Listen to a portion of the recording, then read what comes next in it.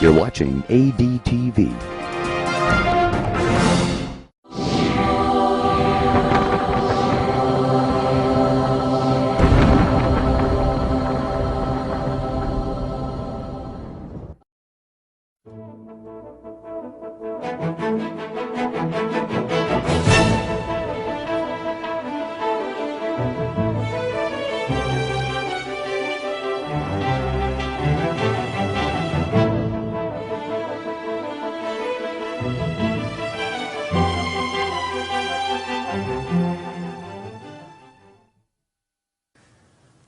This evening we've come together to talk about the issue, the earth in time and space. You know that the world out there teaches that everything is millions and millions and millions of years old, and the evidence is presented as irrefutable. And one wonders whether there is another side to the story. So I want to talk about this issue and present some thoughts to you. And as I have said earlier in our greeting, I do not wish to indoctrinate anyone. I would just like to state the other side of the story so that at least people have a choice to make. In the media, in the schools, in the university systems, in the libraries, wherever one goes, one is subjected to only one form of information. And that's not fair. Both sides should be available so that people can make informed choices. The Bible says in Isaiah chapter 40 verse 22, He sits enthroned above the circle of the earth, and its people are like grasshoppers. He stretches out the heavens like a canopy and spreads them out like a tent to live in. So obviously there's a reference there to the God of the Bible having formed these heavenly bodies. In a strange sort of way, science actually acknowledges a deity sometimes, because here is a nebula which is termed the Eye of God, one of the NASA Hubble telescope pictures. In actual fact, we are told that we are a rather insignificant planet in a rather insignificant solar system, in a rather insignificant galaxy, floating somewhere on the edge in an insignificant position of a rather gigantic universe. And probably there is a lot of truth in that. If you take one star, Betelgeuse, for example, in the constellation of Orion, then you'll see that that is an enormous star, because that over there is the size of our sun, including the entire orbit of the Earth. And that is the size it would be if it included even the orbit of Jupiter. So really, this is an enormous star compared to ours. So ours is really a very tiny object. The science literature will tell us how everything came into being, how the planets formed, how the early Earth formed out of particles and dust that coagulated. And one of the most prominent theories today is, of course, the Big Bang theory. So this theory tries to give a naturalistic view on the origin of things. And contrasting this, you have the idea that God created all things at some time in the past. Now, this is a very fascinating study, and one would like to say something more about it. Well, you see, the idea is that at some stage, everything that we see in the universe out there was concentrated in one particular point. And then at some stage, whatever was there exploded and shot out into a vast universe, expanding at breathtaking speed. And we see that this universe today is still expanding. And what they do is they look at the light that comes from distant objects, and they notice what is called a red shift. Now, when waves are stretched and become longer, that is called a red shift. If waves are compressed, light waves, and you see a shorter spectrum, well, then what you see is a blue shift, because the shorter wavelengths tend to give a blue tinge, the longer wavelengths will tend towards the red shift. Now, because everything seems to be red shifted, the idea is that the waves must be stretched because the objects are moving away from us. So the universe is expanding. Now, if the universe is expanding, then it's easy to extrapolate backwards and to say, well, if it's expanding now, that means it must have been closer together in the past. And if it was closer together in the past, well, is it conceivable that it perhaps was so close together that everything was concentrated on one point? That's the basis of the Big Bang Theory. Now, I'd also like to point out that there are approximately 125,000 million galaxies, each with some 200,000 million plus suns, and the distances are so vast that we cannot even imagine them in every single direction. So really, it seems as if we are a tiny, insignificant spot somewhere lost in space. Now, the story about this redshift and all these issues in space is very interesting. Psalms 8, verse 3, 4, and 9 says, "When I consider thy heavens, the work of thy fingers, the moon and the stars which thou hast ordained, what is man that thou art mindful of him? O Lord, our Lord, how excellent is thy name in all the earth." So the heavens are supposed to tell us something about the magnificence of God, according to the scriptures. Now, if you look out there into space, you will see huge concentrations of stars. And this is basically a problem. You see, if the universe was at any stage contracted onto an infinitesimal point, and it then exploded, poof, and spread out into the vastness of space, then you would expect that this matter would be uniformly distributed. This is called the cosmological principle. Uniform distribution of all that there exists in this vast universe. But you don't see that. In actual fact, what you see is a concentration of material in clusters and groups in various places. Also, what you see is spiraling galaxies, huge galaxies and super galaxies clustered together, spiraling around each other. And you would not expect that. You would expect a uniform distribution of matter. In actual fact, you wouldn't expect anything. Because if there was an explosion of first energy, which later materialized into matter, there would be equal quantities of matter and antimatter, which would destroy each other. And so basically a universe should consist only of energy, if there was ever such an occurrence. But of course it doesn't.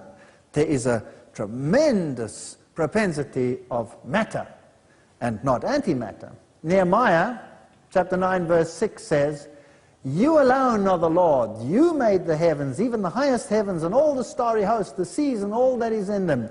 You give life to everything, and the multitudes of heaven worship you." This is in total contrast to a naturalistic idea of origins. Now, so according to the Big Bang Theory, the universe was created between 10 and 20 billion years ago from the random cosmic explosion. That's the basic idea. And Alan Guth and Steinhardt in Scientific American in 1984 wrote, "The observable universe could have evolved from an infinitesimal region," that means a dot, maybe smaller than a dot, maybe some conjecture smaller than the size of an atom.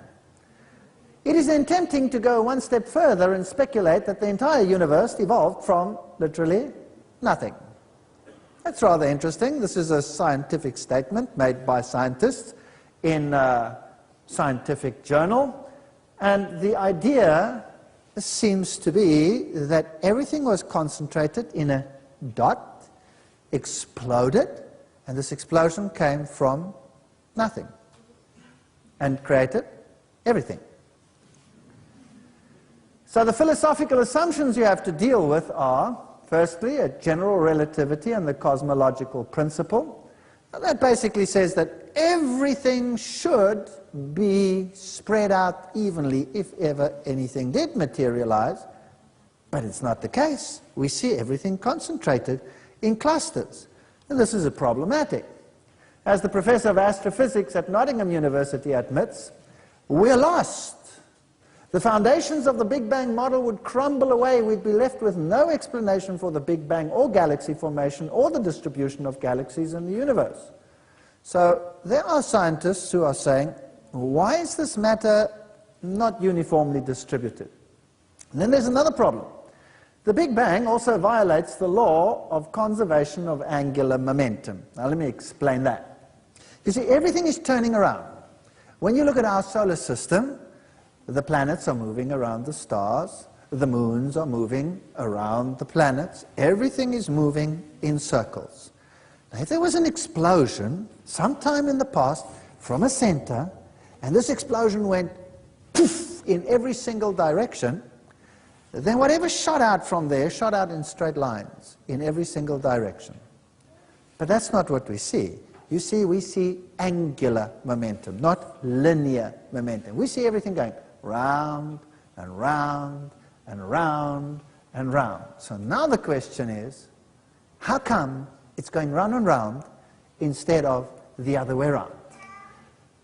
The fact of the matter, it is going round and round and round. So the idea then came to mind, well, there is one possibility that could explain why everything is going round and round. Maybe that original dot was also going round and round. Does that make sense? Now, if you can imagine a bunch of kids sitting on one of those merry-go-round things in a fun park, and this thing is going round and round and round and round and round and round and round and round at speed. If that thing happened to go so fast that the kids a lot later hang on and centrifuge to the outside, and then goes so fast that the kids actually lose their hold and go flying off, then the law of the maintenance of angular momentum says that they will be spinning while they fly off in the same direction as the object was spinning originally. So if it was going clockwise, then they will spin off clockwise. Does that make sense? So that can explain why everything is going round and round. Because maybe originally the dot went round and round. And yes, everything is going round and round, and that needs to be explained. And wherever you look in this vast space, you'll find things going round and round. And as science has said, they will be flying off in all the various directions. Amos 5 verse 8 says, "Seek him that makes the Pleiades and Orion." It's interesting that it names these two star systems. And the Pleiades, or the Seven Sisters, is what is known as a bound cluster. That's very fascinating. Can you bind the chains of Pleiades? Can you keep them together? Which is what science has recently discovered, that it in fact is a bound cluster. That means the gravity within the system is equal to the force that wants to separate them, so it stays together. In contrast, loose the cords of Orion. The systems in the belt of Orion are flying apart at breathtaking speed. Fascinating that that should be in Job 38, verse 31. But the general principle is that things seem to be moving apart and moving round and round, sometimes in intricate patterns. But the problem is the globular clusters and the concentration of the matter in the universe, which should be uniformly distributed, but is not. Even Einstein recognized this problem and came up eventually with ideas to counter it. But they're theoretical and not practical solutions. So this law of the conservation of angular momentum, what does it mean? Everything in the universe is spinning. Planets, stars, galaxies. It would take an enormous amount of energy to start a planet spinning, something that's called inertia. So advocates of the Big Bang theory propose that the singularity, that little dot, blew up and the Big Bang was spinning before it exploded. Thus, everything within it was spinning as it flung out. But now there's a problem. However, some galaxies, some planets, for example, Venus, Uranus, Pluto, many moons are spinning backwards. That's called retrograde motion. It's going the wrong way around. Some moons even have a retrograde orbit around the planet, going the wrong way. Some are going this way and some are going the other way. Jupiter, Saturn, Uranus, Neptune have moons orbiting in both directions. Now, this is a serious problem. Here's a galaxy called NGC 4622, which appears to be rotating in the opposite direction. The whole galaxy going the other way around. Now, this is another serious problem. What do you do with all these things that are going the wrong way around? Planets and moons and all of these things that are going the wrong way around. What do you do with them? Well, the problem is that you would have to say something stopped the spin and put it in the other way. That would have to be such a force that would probably shoot the whole planet apart, and you would have to do it all over the place, even within the same systems. A highly improbable event. So even that seems to violate the idea. There are many scientists who feel that there are many problems with the Big Bang. Here's an article in Nature which says the Big Bang is not yet dead, but is in the decline. And it also says that it implies that some of these findings imply an age of the universe much smaller than the known ages of the stars and the globular clusters of the galaxy. So as far as the Big Bang theory is concerned, the proponents for and against both have arguments, but at least we can say categorically that not everybody says categorically, yes, that's the way it happened. In fact, there are many that say it could never have happened that way. And that's only fair that we hear the other side of the story. And the exploration of space and what science has learned in the last decades is just amazing and boggles the mind. Now, the story goes actually even further. From the Big Bang, you had an explosion. Originally, there was energy. Then a quark soup. These are subatomic particles. Eventually, the first atoms formed, although they never should have. They should have been destroyed by antimatter and matter coming together. And now you have hydrogen. The whole universe out there filled with hydrogen, perhaps a little bit of helium and some of the slightly bigger ones, but basically hydrogen. Now, what do we consist of? What elements are there in us? Everything, from carbon to every single ion that you can imagine, the whole periodic table, we have it. Now, where do all those come from? If we all evolved naturalistically, where do all these other particles come from? If there was a vast gas cloud, it's consisting just of the very lightest of the gases. Well, science teaches that these compounds must have formed out there, or else they couldn't be there today, right? So how did it happen? Well, they reason that the gas clouds started to coalesce upon each other, and eventually forces within the system contracting through gravity, the various elements in upon each other, until you had the formation of stars. And in the stars, you would have nuclear fusion, creating all the other components, and then those stars explode with a supernova, and put all that new material into the space. And then that gathers again into new systems, and eventually you have all the elements that you need.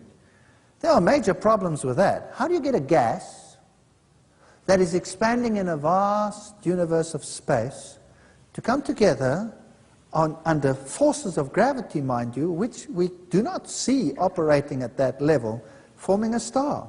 That's a major problem. And then to redefine it, and eventually to have the raw materials to actually start an evolutionary process of naturalistic evolution until we can get the dawn of man. That's basically what is taught. So originally, there was just inorganic material. And this inorganic material gathered then on some planet, and on this planet of inorganic material, organic molecules formed spontaneously on this planet, and those organic molecules again came together fortuitously to form the molecules of life, and they in turn to form cells, and they in turn to form the other organisms on the planet. That's what we're taught. So basically, where does everything come from? Dust. Dust. And dust reconstructed itself through processes, naturalistic processes, to eventually form everything that we see today. So basically you come from a rock. That's what is taught. That's what one has to believe. And one has to ask oneself the question, is this feasible, that dust eventually formed life, and life eventually formed the complex organisms and structures that we see in the world today? Is that feasible, all by itself, driven by a process which required natural selection? We'll be dealing with all of these issues. Now, science further teaches that once this process had started, then on our own planet, through various ages, which are characterized in millions of years, life came into existence, and the evolution of macroorganisms, that's everything that creeps and crawls and does whatever it does, took place in the last 600 million years.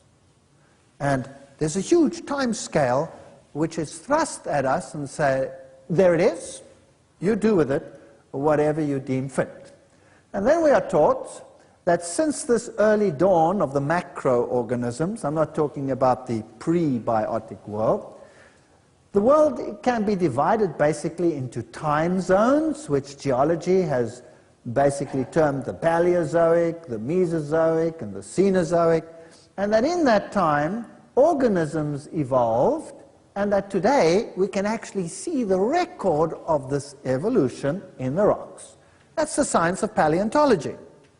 The science of geology concerns itself with how the matter was formulated and formed on this earth, how it came into its present position, and how everything came to be as old and as distributed as it is today. Now, is this true? Do we have such a paleontological record? The answer is yes.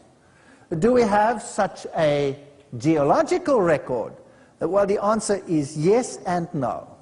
Because nowhere in the world do we have such a complete record.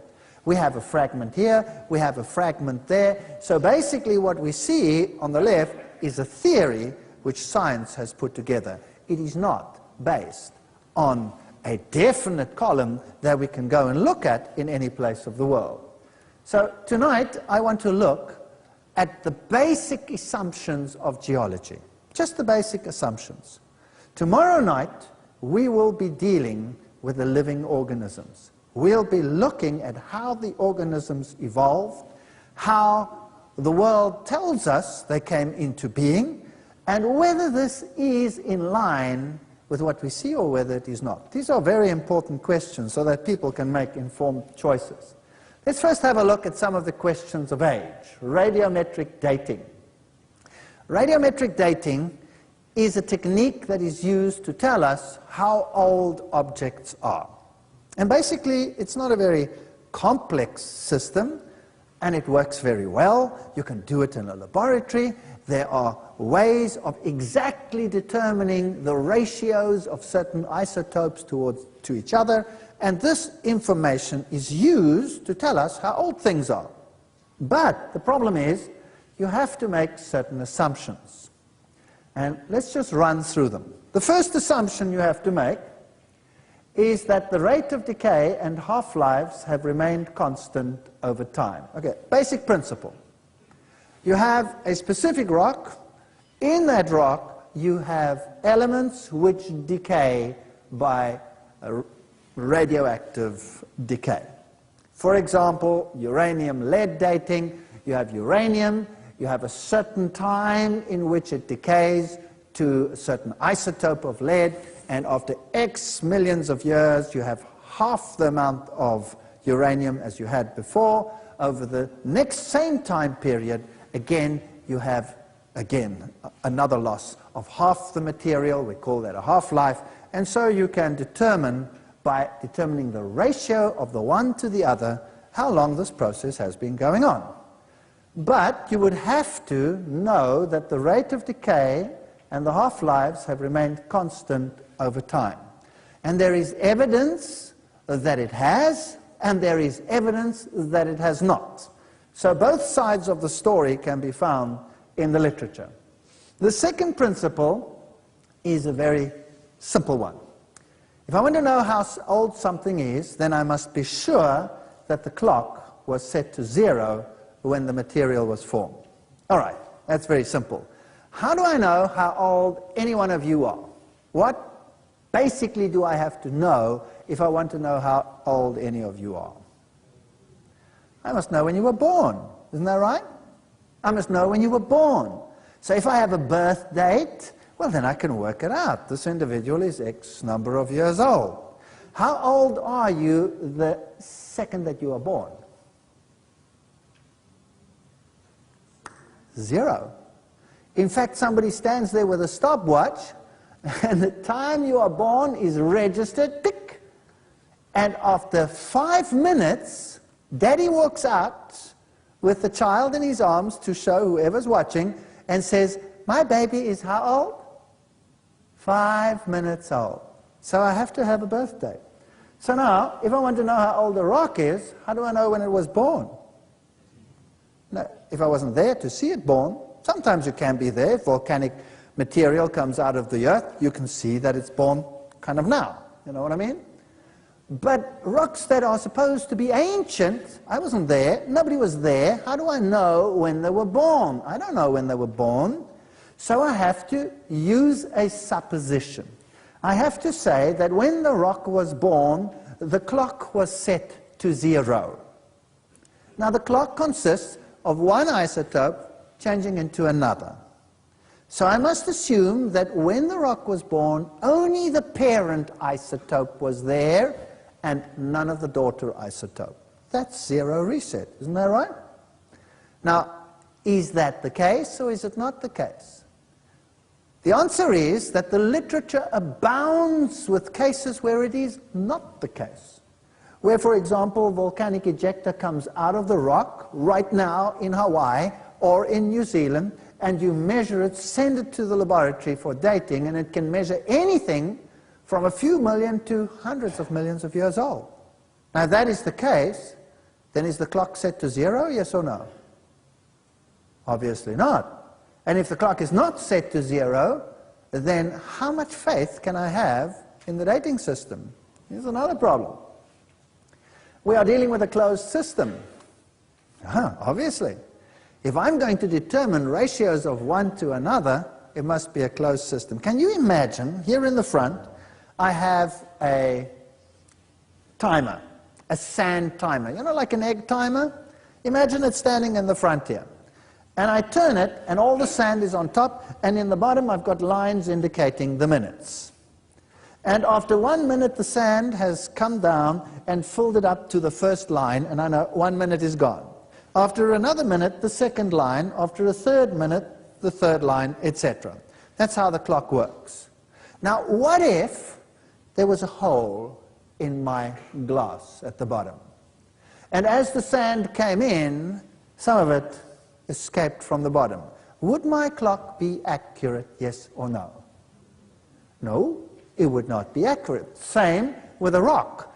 If I'm dealing with a rock, and the elements inside that rock somehow were able to escape a hole in my clock, would I be able to use that sand in there as a time mechanism, yes or no? No. Question. Does lead, for example, dissolve in acid water, in rain, yes or no? Absolutely. That's why we have heavy metal pollution in our rivers and in our lakes, right? So, if it rains and water falls on the rocks, and the rocks are porous and the water goes through, can I wash out some of the elements, yes or no? Obviously, yes. I mean, that's how mountains work. They soak up the water and they form huge reservoirs of water because they contain them and soak them up like a sponge. So here are mechanisms of taking out the isotopes. So basically, I cannot guarantee that the decay has been the same. I cannot guarantee that the clock was set to 0 when the material was formed, because it's not set to 0 even today. And I'm not dealing with a closed system, so how good is my clock? Frankly, my clock is useless. Totally useless. The scientific method of determining one isotope relative to the other may be perfect. That may be so, but it means nothing in the light of these points. So when somebody tells me, how old is something? Then how old can it be? As old as you would like it to be. You see, when Einstein couldn't figure out, or the world couldn't figure out, what was happening in terms of light and the movement of light, whether an object was moving towards you or an object was moving away from you, the speed of light remained the same, although it shouldn't have. It doesn't make any sense. Obviously, if two objects are going to move towards each other, they're going to get there sooner than when they're moving away from each other, right or not? So, what was his solution? He came up with a theory which he called relativity. That's it. So that's the solution to a big problem in science. It's nice, but it's just a word. We don't have to go into all the details. So if somebody asks me, how old is this rock? I say, it's relative. Relative to what? Relative to my paradigm. Relative to my way of thinking. If I believe this rock is young, there is nothing that you can do to prove that it is not. And if you want to believe that rock is very old, there's nothing that I can do to prove that it is not. So believe it if you want to, that it's billions of years old, or believe it if you want to, that it's a few thousand years old. There is nothing that stops you from believing what you want to believe. Nothing. And no matter how much arm wrestling science does with you, to tell you that you must believe that it's old because that is their paradigm, tell them it's relative. You can believe whatever you want to believe. There is no evidence, impelling evidence to force you to change your mind. You don't have to. Having got that out of the way, and please, I'm not saying you can't believe what you want to believe. I'm saying you have freedom of choice to believe what you want to now. That's all. That's all. So I'm not running anyone down. Now, let's have a look at these rocks. Science teaches that each one of the rock layers that we find in the geological column, which is something that doesn't exist anywhere on this planet in toto, each one of these once represented a time gone by, sometime in the distant past, when each one of those was the surface of the earth, and life was enacted on each one of these very much like it is enacted today. So today we have cycles of rain, we have cycles of weather change, we have all these cycles, we have cycles of erosion, we have cycles of deposition. Everything that happened in the past is the same as what happened today. So obviously, it is logical to say that the bottom layers will be the ones that were there first. Then came the next stage, then the next stage, then the next stage, then the next stage. Or we could say that this is a layer of material, then another layer of material, then another layer of material, and then another layer of material. See the difference? It's not very big, except for what? Except that science attaches great time to each layer. Does that make sense? So science says each layer represents a huge block of time. So when you take a layer away, what are you taking away? A huge block of time. Whereas if you say each layer is just one layer of mud on top of the next layer of mud, and you take one away, all you are taking away is a layer of mud. There's a difference in the thinking there. So let's think about that. So science teaches, okay, the first layer is at the bottom, that's the oldest one, then came the next one, then came the next one, then the next one, then the next one. That's called superposition, one on top of the other. It's very logical, makes perfect sense. And then we are told that the oldest layers have organisms such as these, so that's obviously what lived then. And if you go a little bit higher into that layer over there, the Ordovician, then you had creatures like this. If you go a little bit higher, you come to the Silurian, you have creatures like this. Go a little bit higher to the Devonian, well, you have fishes and all kinds of things. If you go a little bit higher, you come to the Permian, you have the first land plants and all these interesting things, and then these huge trees. Then you come to the Triassic and the Jurassic and the Cretaceous, and you have these wonderful dinosaurs and all these interesting creatures. Then you go a little bit higher, then you come to the Cenozoic, and then you get all the mammals. And that's how evolution happened.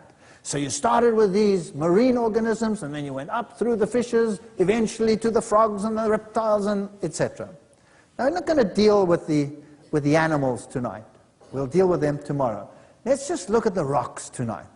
Now, rocks are never as interesting as animals. So tomorrow, obviously, will be more interesting. We'll look at dinosaurs and evolution of creatures and all of these things. But rocks are what you have to walk on, right? So they're important. If you were not on a rock, you'd be in trouble. Now, the Bible has a totally different story. The Bible tells us that at some stage there was a flood. The Bible says that this flood lasted 1 year, 17 days. It's kind of strange. Most people think flood, it rained 40 days, 40 nights, and it was all over. No, no, no. That's not what the Bible says. The Bible says it rained 40 days and 40 nights. The Bible says the waters of the great deep broke forth, and the waters rose for some 5 months.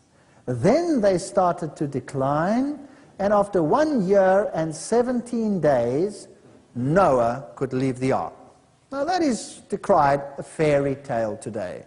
A very strange little story, an allegorism, just to keep people happy, and makes a nice children's story. But in any case, that's what the Bible teaches. And that it took 1 year, 17 days, high in the mountains of Ararat, for Noah to actually leave the ark. You see, it says he was so old when he entered, he was so old when this happened, he was so old when he sent out the ravens and the doves, and he was so old when he left the ark. So you can work it out, how long it was. And it's 1 year, 17 days, with major activities happening during this event. And what's also very interesting is that if you look at the geological column, what you see is a lot of mud. And mud happens in what? Happens in water. So if you go to the Grand Canyon, for example, and you look at the various layers, then yes, what you see is one layer on top of the other. Now remember what science teaches. That was once the surface of the earth, followed by that one, followed by that one, followed by the next one, etc., all the way along. When you look at those layers, can you see that they're all nice and flat, and that the contacts between them are perfectly flat? You see that? Absolutely flat. It's like the world was and then came another world time period and went then came another world time period and everything very flat. Huge flat layers, one on top of the other. So there you can see them very nicely. 1, 2, 3, 4, 5, etc. They're all nice and flat. And the contacts between them are very flat. Now remember what science teaches. Each one of them was what? Once the surface of the earth. Okay, let's go down into the Grand Canyon. And you'll come to something which they've called an unconformity. This is what the geologists have placed there. And an unconformity is a very interesting thing. Here is where it is, they say. What is an unconformity? Well, I've told you before, nowhere do you find the whole column in one place. So some places there are pieces missing. And here's one of those. So here are 2 ages, but a rock layer that should be there here in the Grand Canyon is absent. Now, there are 2 possibilities. The mud is missing, or 2, the time is missing. Are you with me? Now, if you say the time is missing, then they'll say, whoa, here's the problem. Time just doesn't go away. So obviously the time must have been there. So science teaches, this is what happened. Well, obviously what happened here is the layers formed, and because time is an essence, the missing layers must have formed, because that time was there, and then there must have been some rapid erosion here, and they were rubbed out, away with them, and another layer deposited on top, and voila, we have 2 layers with a piece in the middle missing. no patty between the two burger rolls. Nothing. Just gone. Now, that's fascinating. That's what science teaches. What took it away? What's the only thing that took it away? Erosion. Right, let's have a look at them. Here they are. There's a time period missing in the Grand Canyon, and that is estimated to be some 100 million years gone. Here's another layer missing, some 30 million years gone. Now let me just put that in perspective for you. If we take the present erosion rates on this planet, and we measure how much of the soil is being washed into the oceans every single day. Well, you live here next to the Mississippi River. Is the Mississippi spanking crystal clear, yes or no? No. Why not? Because it's obviously taking material down into the sea, right? That's whatever it erodes away and it ends up in the ocean. So that's where it gets to end up. Now, the same must have happened here. There must have been a period of erosion, they say, and that took away the layer. Now, how much could be taken away in 100 million years? Well, did you know that at the present rate of erosions, if we take the lowest level for the United States, which is about 6 centimeters of Earth's surface every 1,000 years, the highest being in the Himalayas, some 2 meters gone every 1,000 years, then it would take just 10.2 million years to wash away the entire continent into the ocean using the lowest level. So 100 million years, that's enough to wash the entire continents, present continents, into the oceans at least 9 times over. That's quite extraordinary. Okay, here you have these flat layers with these contacts missing in between. 12 million years missing between those layers over there. 12 million years. That's enough to wash the entire continent into the ocean once over. And it's a huge area stretching over all of that, and between the two layers, this one and the one underneath it, just nothing. Gone. Although we have evidence of a lot of water rushing, that should have left some erosion. Look at these contacts. Flat. Time missing. Time missing. Absolutely flat. Here you have 20 million years missing between this light one and this dark one. 20 million years gone. Flat. What happened? Now, if you have erosion, isn't this what happens? Yes or no? Doesn't erosion make valleys and ravines and things like that? Here are 3 layers taken in Africa, on one of the mountain ranges there, the Cedarburg, very beautiful area. And look at them.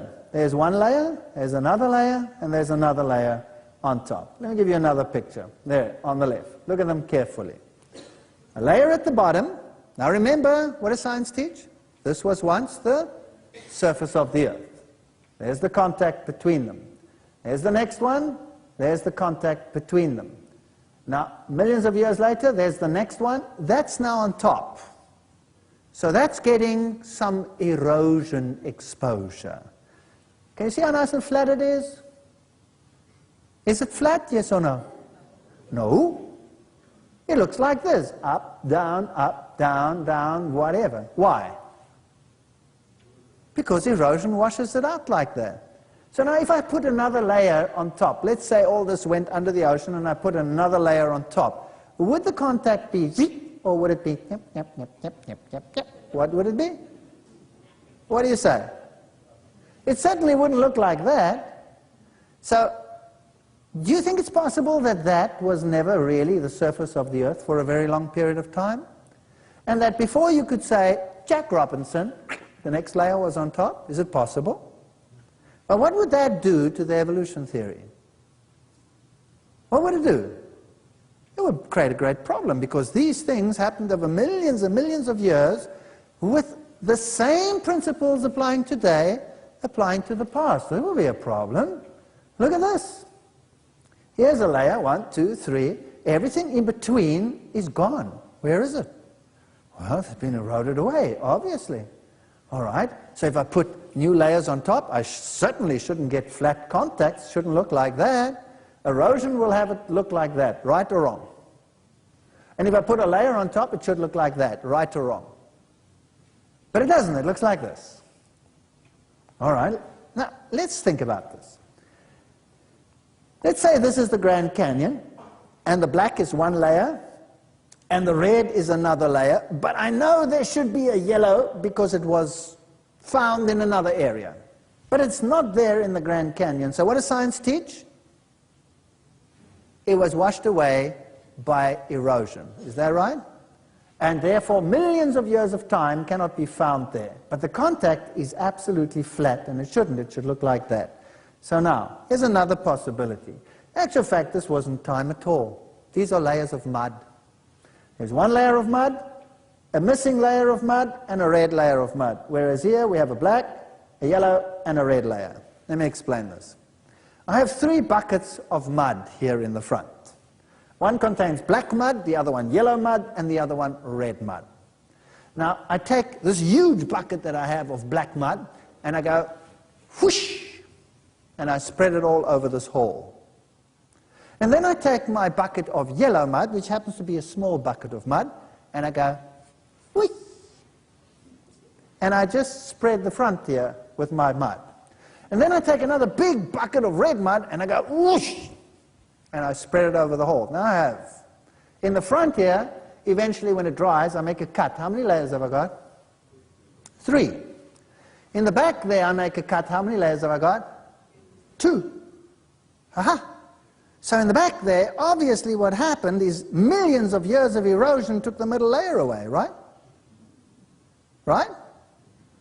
Or would you perhaps agree with me, I didn't have enough mud to get to the back? You see the difference in the philosophy? The one requires time, the other one talks about mud. Now, which one is right? The Bible says there was a flood, a worldwide flood. That's what the Bible says. Now, if that is true, you would expect a lot of mud on earth. And do we find a lot of mud on earth? Yes. Everything is mud. Marine sediments here on this earth. Where should they be? In the bottom of the ocean. There's not enough there to account for any of this time that has gone by. It's all sitting on land, which is all kind of upside down. Now, here are some scientific publications. 20 million years of weathering and erosion under varied conditions, and then he says, the survival of these paleoforms is in some degree an embarrassment to all the commonly accepted models of landscape development. Here's a scientist that says, you know, we have a problem. All of these mud layers are there, and erosion is taking place all the time, and look at what we have. Everything is still there. Actually, it should be gone several times over. Why is it still there? So we will be looking at this issue in the next section. For example, the outcrops were excellent, but even the closest inspection failed to turn up the precise position of the 15 million year gap. Why is there a gap and I cannot see it? These are questions that need answering, and we'll see them in a moment. In our previous section, we talked about these incredible flat layers and the gaps missing between the rocks. And now we want to look at how these form. For example, here's another few publications where they talk about immense and incredibly flat areas of the world in the past. Here is a formation where we see coal seams in rock. Notice that the coal seams are also incredibly flat. Now, this is not consistent with what science teaches, that coal formed by natural processes, forests being covered in debris and eventually forming the various coal seams. Here they are, incredibly flat. And we have wonderful preservation of plant materials in the rocks. Here is a beautiful coal seam, and we'll be talking about coal some more later on. But again, notice that they are in these flat seams. Everything incredibly flat. This is not something you would expect to happen under naturalistic processes. Here, for example, trees upside down in coal fields. Another important discovery is that there doesn't seem to be any evidence of subaerial exposure. Traces of deep leaching, scour, channeling, residual gravels tend to be lacking, even if the underlying rocks are soft material like Cherty limestone. So if there was erosion between the layers because they were the surface of the earth, why don't we see it? There's no evidence of it. It's just doesn't make sense. This is what we call a turbidite. Now let's have a look at an alternative model. This is what is an underwater mud flow. You know, when water is muddy, we say it's turbid water. It's muddy. Now, a turbidity current is an underwater mud flow. Now, in 1929, there was an earthquake in North America, and a piece of the continental shelf broke loose, and it roared under the ocean, breaking cables as it went, so they knew exactly how fast this mud was going. It was just going at a tremendous pace. After 3 hours and 3 minutes, it was 300 miles out to sea. That means that this mud was traveling at a speed under the water of 100 miles an hour. Now imagine if you were a little creepy crawly or a fish swimming lazily at the bottom of the ocean, and a wall of mud as thick as this wall over here comes roaring towards you at 100 miles an hour. What would happen to you? You would just be fossilized in an instant, right? Now this is what happened. Notice that we have a model over here. Imagine this is the surface of the earth, largely extended.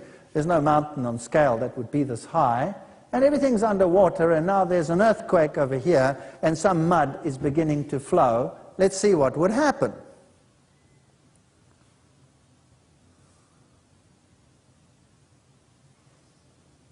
There it flows. Watch how it comes over the hills, into the valleys, over the top.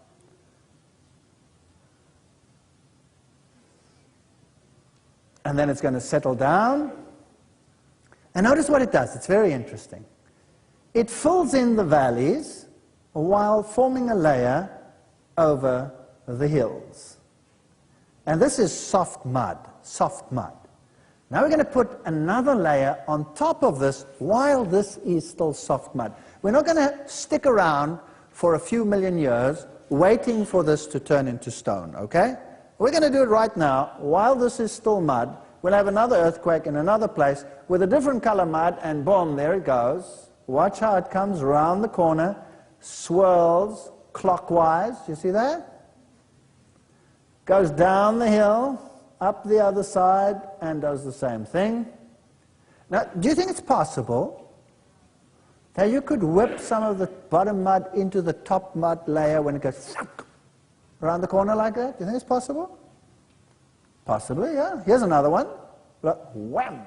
Take some of the bottom layer, put it in the top, maybe. And then you settle down.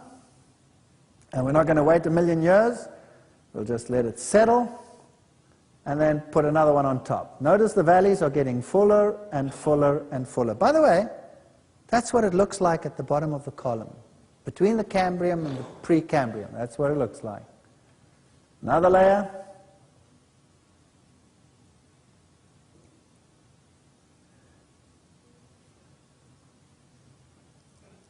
And another.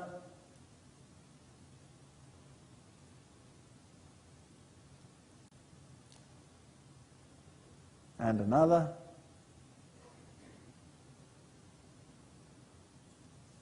And now it's getting pretty flat. And now they're just rushing along nicely, one on top of the other.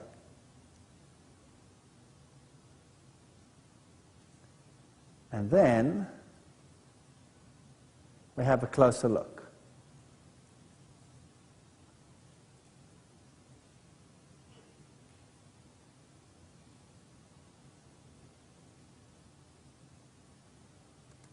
What do you see? You see one layer on top of each other, and what are the contacts like? What's the contacts like? Flat. And especially on top, everything is flat. And can you see that here and there, for example, there's a little bit of mixing of the bottom layer into the top layer. Okay, if we go a little bit closer, notice what else we'll see. All right. If you look carefully, you will see that in this layer, from there to there, the coarser material, the heavier stuff, is at the bottom. Why? Because it's heavy and it settles out. And the finer material is at the top, because it's lighter and it takes longer to settle. So this thing is graded coarse to fine, which is what happens in water. Now, if this layer had to form over millions of years with then a rain and then a drought and then a rain and then a drought and all these things happening, would the whole thing be jumbled up or would it be graded coarse to fine? It would be jumbled up. If it's graded coarse to fine from the bottom to the top, what does that mean? That this layer formed how? Boom, catastrophically. All right? So if we go into nature and we have a look at them, here we are in the Swiss Alps, hundreds of these layers, one on top of the other. So it's just one after the other. Here we have some in Texas, and they've been lifted up. And you can drive to any of these areas in your country, you'll see beautiful examples. They were, of course, first flat, then they were lifted up later. These are all turbidites. How do we know? Because they're graded coarse to fine. Here are huge ones, big ones, showing tremendous activity. Here's another one. Notice the coarse material is at the bottom, then it gets finer, and then you have the fine mud over there. There are even some ripple marks saying that this happened underwater. And there's the next one, the coarse material to the fine material. Here's one in Australia. This one is in New Zealand, sorry. There you have the coarse material at the bottom. You'll see the pebbly, grainy stuff, the water lines, and then the finer stuff, and the next one starting on top. So how did they form? Slowly or quickly? They had to form just like that. These are mud layers that form just like that. Now, if you go to the Grand Canyon, you'll find a fascinating thing. From the bottom to the top, the whole canyon is graded coarse to fine. Wow. That means that the whole thing must have happened in a very short period of time. Now, the scientists will tell you, now, whoa, hold it a second. There are obvious regions in the geological column where we can say that this was a desert time period. How are you going to fit that into this watery situation? And they will cite areas like this in Zion National Park, for example. This layer, they claim, was a period of desert. And this over here is a desert dune. There's a problem here, because desert dunes never got to be this big, because they just cannot be that big in air. But underwater they can. And so they studied these in detail, and looking at the way in which it is laid down and how it is formed, they've come to the conclusion that after all, they were formed in water. So what happened? Let's assume you have a continent, and the mountains that are here today in the world didn't exist. Didn't exist. So it looked different, and you had huge inland seas and you had an ocean basin. And then something happened, and the whole continent was pushed under the sea. That means the sea would rush onto the land, and all the sediments in the sea would go onto the land. Then you would have the sediments of the ocean mixed with freshwater sediments here on the land. And then you do the reverse. You lift up the continents again, folding takes place, the mountain ranges form, and the new ocean basin forms. And the sediment that was in the ocean is now on top of the land, and you can see it in the mountain ranges and all over the place. And that's what it looks like. The sediment is on the land instead of in the ocean. Where should it be if the oceans have been around for hundreds of millions of years? Where should the sediment be? The bottom of the ocean. It's not there. It's on land. Oh, that's very strange. Let's have a look at these layers. Here are two layers in the Grand Canyon. The one is called Coconino Sandstone. The other one is called the Hermit Shale. You can tell them nicely apart. They've got two different colors. And you can see some interesting structures. Boom, there's one. It's called a flame. Here's the one layer. There's the other layer. And here there's obvious mixing. Can you see that this one over here is as if it were whipped into the top layer? Can you see that? So something came rolling along and whipped up some of the bottom into the top, and mixed them. Now, if this layer over here, at the bottom, were millions of years older than that layer, would that have happened, yes or no? Never. This is a geological nightmare, because this cannot be explained other than by catastrophism in water. Or, could I depress a top layer into a bottom one, squelching it, not breaking it, going if the bottom layer weren't soft? Impossible. Could I fold mountain ranges like this or like this? Could I just take the layers and go like a bunch of layers of dough in a whatever donutty thing? Could I just go do that? No, unless the layers were soft. Now remember, science says each layer was the surface of the earth. Each layer constitutes millions of years turned into rock. How am I going to bend this without shattering it into millions of pieces? Impossible, unless the layers were soft. So how does science solve this problem? I said, well, what must have happened is they were rock, but then there came a time of continental depression and it went down into the heat of the earth, and there it became molten. Then it was lifted up and folded. Hello, here's a problem. Then there should be evidence of this heat upon the rock. But most of these rocks are sediments, no evidence of any heat, no volcanism, just water, mud, and fossils. No heat. And they're all folded like that. So it must have been soft. Here's another interesting one. Here's a finger sticking through another layer of mud. Obviously this finger is hard, this layer is soft, so this erodes away, and there stands this finger. Ding! What's it doing there? Where's it come from? So if you look at the layers, this is in Kodachrome Basin, also here in the United States, different layers. There they are. And the bottom one over here somehow had columns shoot up through the other layers and then solidify there. So this one over here shot up through this one, through that one, into that one, and there it sits. And that one shot up from that one through the others, and there it sits. Now erosion takes place, washes it away, and there stands a finger. Bing. Now this is very intriguing. Imagine you have 2 layers of glass, tabletop glass, you know? Imagine you have 2 layers. And now you have a tube of toothpaste, and you go to the glass, and you take your tube of toothpaste under the glass, and you go, squeeze! What will happen to your toothpaste? It'll go, peek! And if you look at the top, you'll see one big flat patch, right? Because the toothpaste cannot go through the glass, it's solid. Now, the same with these rock sheets. If I'm going to say the bottom layer is getting soft, and I go, squeeze, and go, phoom, how can it go through the other layers if they are solid rock? What should the mud do? It should go, but it didn't. It went, toom, toom, toom, through all of them. What does that tell you? It tells you that when this happened, they were all soft. So they were laid down, then there was an earthquake, put pressure on the layers, and it went, choop, choop, choop, choop. And they shot columns through, and then they got stuck, and then they dried, and they formed this. And that's how you get that.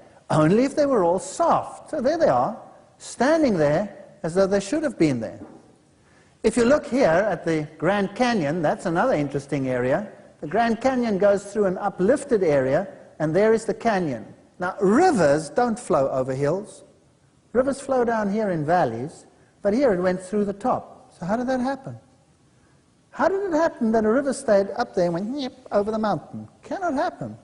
So something must have happened to form a rip, and the water must have rushed through, and the layers that we have are indicative of a major flood catastrophe. So looking at the Grand Canyon, what washed this out? This little river flowing over a hill? Doesn't happen.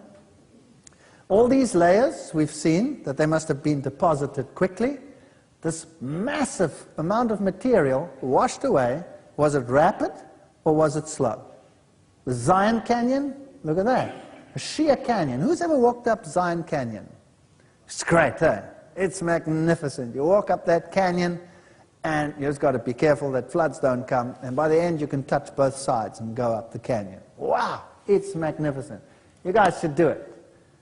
And you look at those canyons and you think, wow, what happened? Was that rapid or was it slow? Well, here you're going to Africa.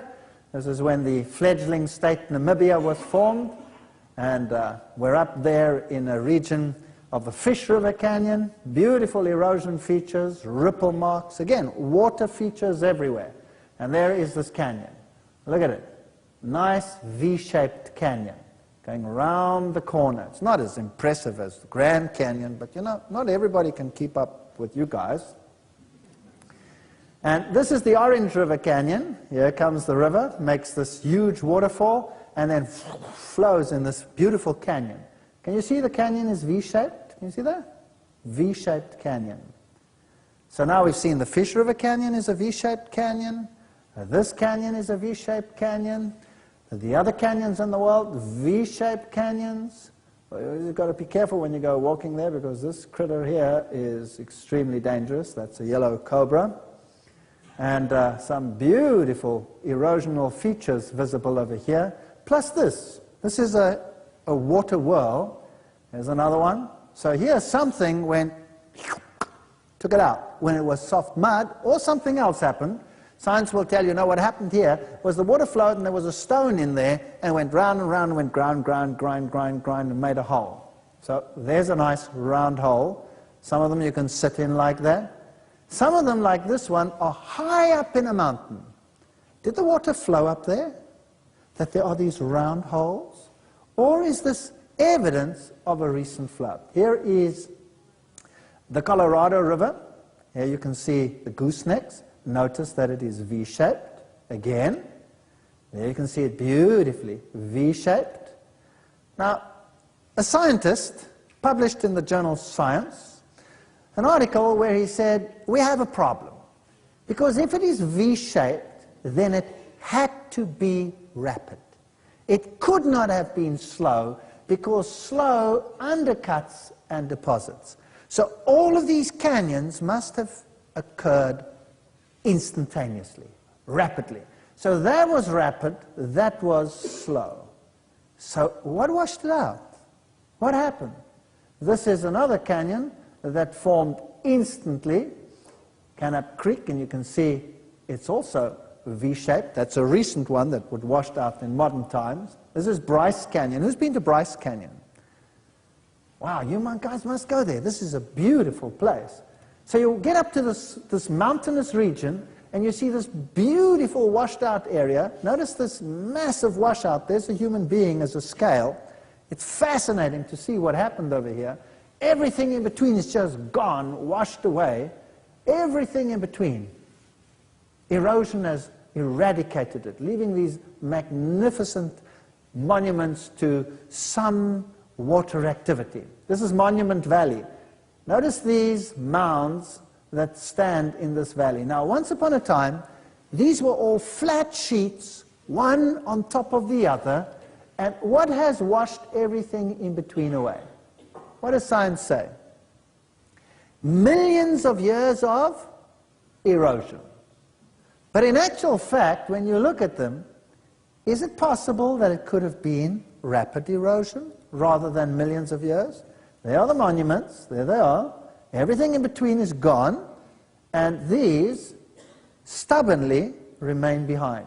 Look at those two, standing side by side, like two cooling towers at some factory. Amazing. There they stand. Everything else in between is gone. Millions of years of erosion has taken it away, but these two are stubborn as goats. There they stand. We will not go with the rest. Does that make any sense? Well, those are the Navajo twins, and everything else in between is gone. I'm going to take you to an area in Africa, and this is in Basotho land, and here is an interesting feature. This happened in one rainstorm. Notice that the rainwater came and washed away all the material, leaving a mound there, a mound there, a mound there, another one there, another one there, another one there, a couple over there, and a range over here. And that is what happened in one rainstorm. Now, why are these still there and everything else is gone? Imagine this. The water's coming along, washing away the soil. It's busy digging these channels, taking away the mud, and then all of a sudden the rain stops, and what happens? The water's gone. And before everything could be washed away, it dries out and leaves these mounds. Now, isn't that exactly what Monument Valley looks like? Yes or no? It's exactly what it looks like on a small scale. There's a little canyon that formed in just a rainstorm. There's another one. Notice the V shape, exactly the same. This is a beautiful area. This is the Cedarberg, and here the mountain is cut into columns. You can literally get into one of those columns over there and walk through the mountain. Spectacular. When you get in there, it's like a cathedral with huge arches hanging over you like this, and you can walk in this area under these arches, and there you can see the layers of mud. 1, 2, huge layers deposited, one on top of the other, with these flat surfaces in between. And as you look down these slits, you can see, there's a person walking, you can see right through them, and you literally walk up into this mountain. What washed that away? There's no river flowing there today. Either millions of years have taken away this area, or this happened rapidly, and this is a relic. Now, also in these mountains, you have this feature. Now, this is the other way around. There you obviously had the slits going from the top to the bottom, but here you have something totally different. If you look carefully, you can see that this mountain is standing on pillars. Can you see that? And there as well. The mountain is literally standing on pillars. There's a closer shot. So basically what you're doing over here is you're not walking in a slit on top of the mountain, you are now walking under the mountain. You're walking through a chapel of pillars. It's called Town Hall because it's got all these pillars. Now, this is weird. There's no river or anything there. What washed that out? How did this happen? And you have these huge mountain blocks standing on pillars. And everything in between is gone. And now you can walk through the mountain. Well, imagine this. Imagine you have these huge layers of mud, one on top of the other, covered in water, and suddenly this water drains off the land because the ocean basin is formed and the continent is lifted up. And this huge body of water just rips channels. And as the basins lower, the water level does what? Drops dramatically. So mounds of mud come up above the water level as the water level rushes down. And the water flows fast at the bottom, so fast that it starts doing what to these mounds? Undercutting them, washing out channels in between, underneath. Eventually, channels all the way through, and you have all these pillars and huge blocks of mud sitting on top of them. And then, before everything is washed away and the whole lot collapses, what happens? The water is gone. And then it dries, and you have a whole mountain standing on pillars. So if you look over the edge where this water would have flowed, you see huge blocks of rock standing like this. But notice this. The erosion is at the bottom over here. There's no river flowing here. The erosion is at the bottom. It is as if something washed over the edge and was washing away here with lowering water levels, rushing through there, washing out the underneath, and it would have washed it all away, but then what happened? The water was gone, and there it stood. And that is how we can explain the features such as this, where you have these relics and everything in between is gone.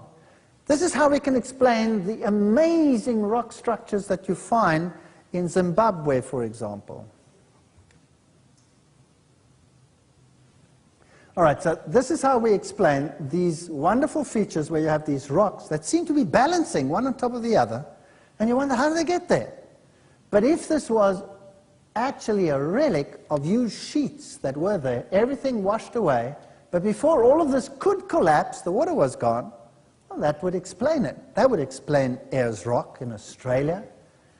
And now there's only one problem left. Science says that all of this is fair and well, but there's a problem.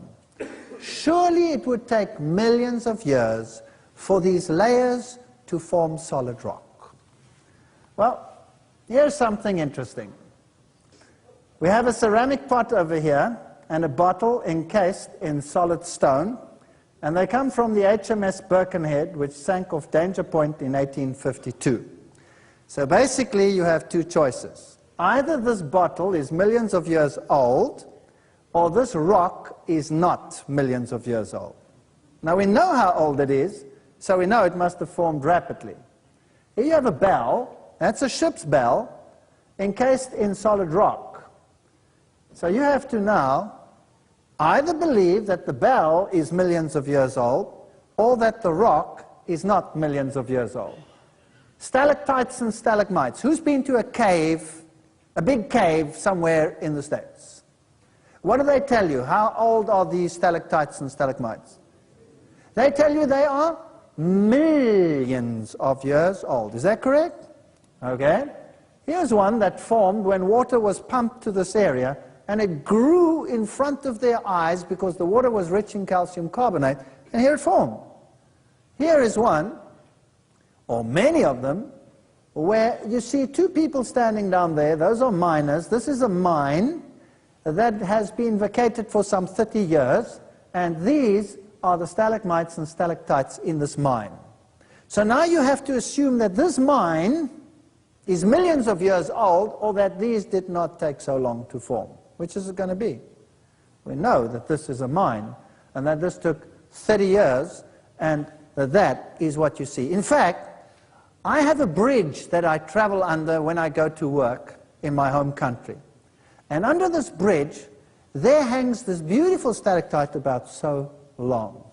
Every time I travel under that bridge, I wonder, wow, who constructed this millions of year old bridge over here? So a picture really does speak 1,000 words.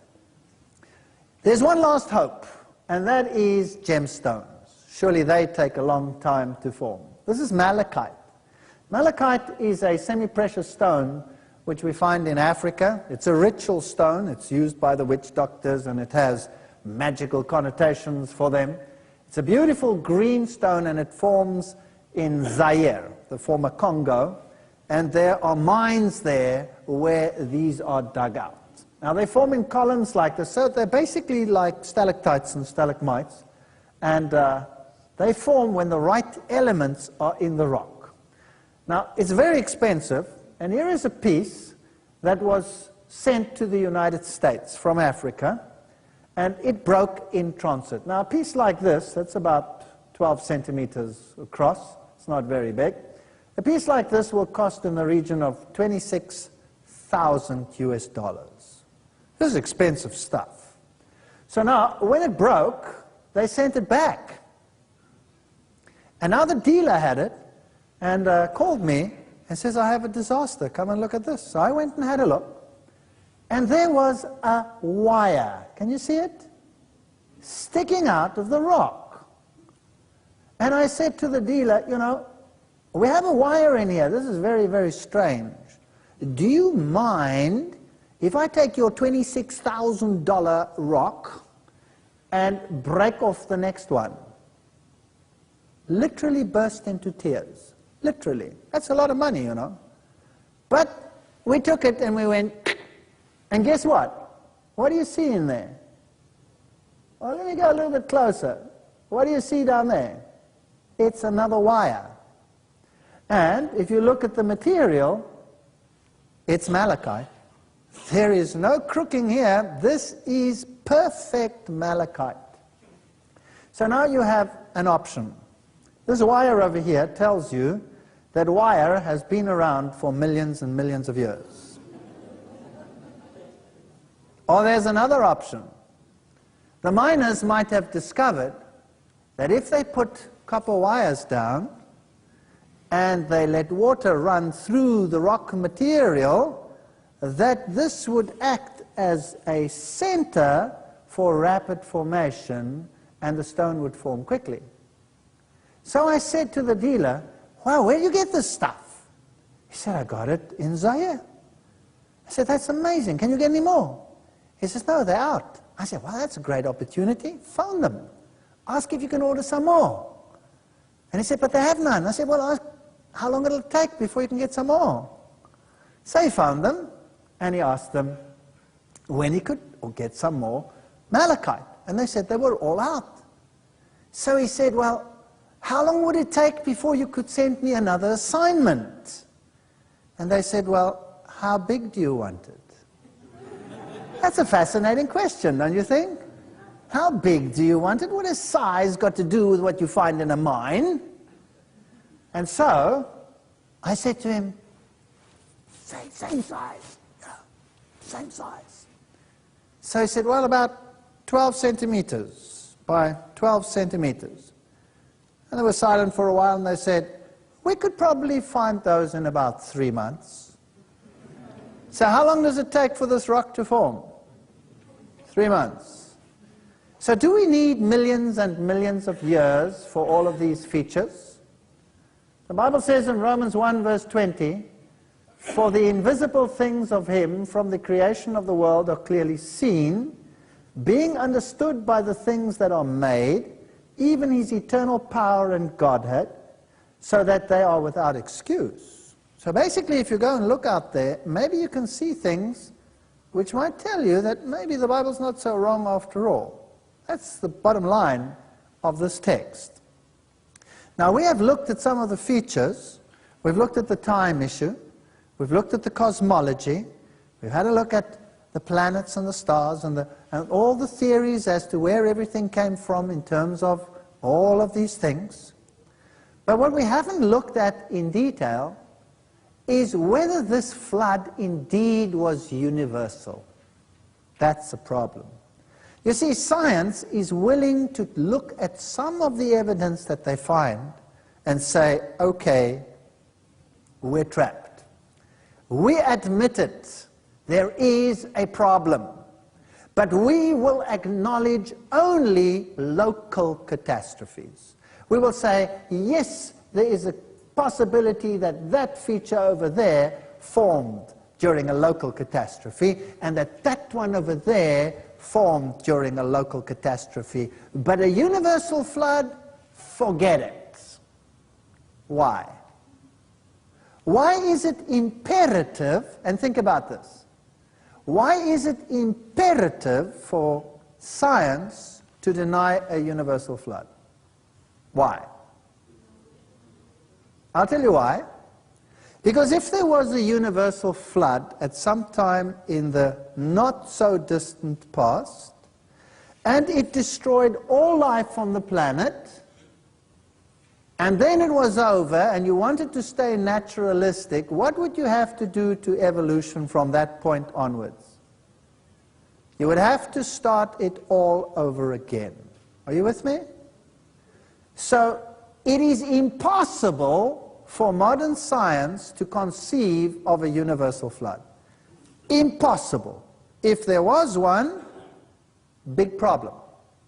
Then the continuity of the geological record and all its fossils would be interrupted, cut off. And you'd have to start all over again. And that is inconceivable. So stick around for the next lecture while you take a short break. And then we'll look at the possibility of a universal flood versus science which says no universal flood. In fact, it may not conceive of a universal flood. That could be interesting. You stick around, because this is what your kids are being subjected to every single day in their schools, on their televisions, in the museums where they go to, and it is time you had a look at the other side of the story so that you can make an intelligent choice. Without two sides, no choice. All I'm saying is expose yourself so that you can either ridicule it or accept it according to your will. Thank you for listening. You're watching ADTV.